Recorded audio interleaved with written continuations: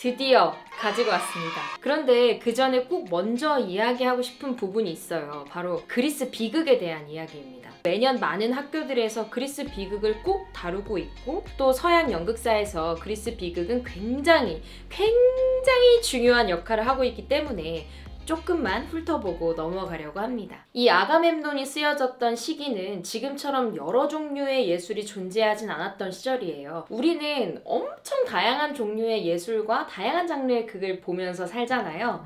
그런데 그 당시에는 그렇지 않았어요. 그리스 비극이 생겨나기 전에는 서사시와 서정시라는 장르의 그런 시가 한창 흥황을 하는 예술이었고, 이 그리스 비극은 서정시의 다음에 나타난 예술의 형태였어요. 이 비극의 형태가 어떻게 탄생하게 됐냐에 대한 학설은 여러 가지가 있더라고요.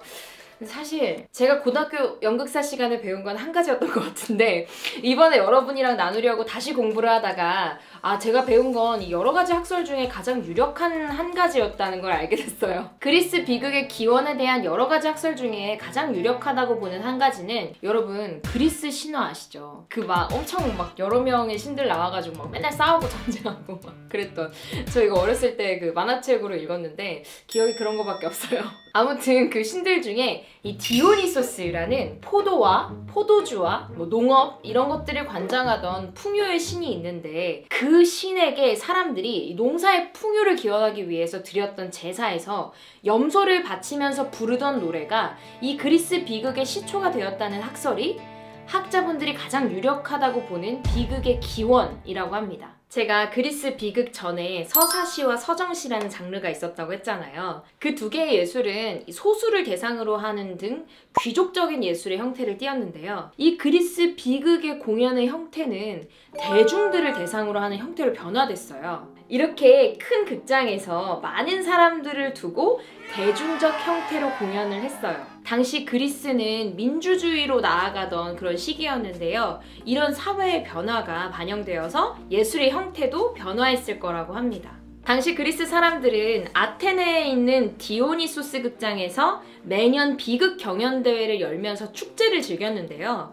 처음에 이 그리스 비극의 그의 형태는 드라마가 아니라 코러스, 합창의 형식이었어요. 그러니까 코러스들이 나와서 노래를 부르면서 내용을 전달하는 거죠. 이렇게 늘 합창의 형식으로 즐기던 경연대회에 이 테스피스라는 사람이 자신의 공연에 최초로 배우를 추가 등장시켰어요. 합창과 이런 가무만 있던 공연의 형식에서 최초로 등장인물의 분장을 한 배우가 나타난 거죠.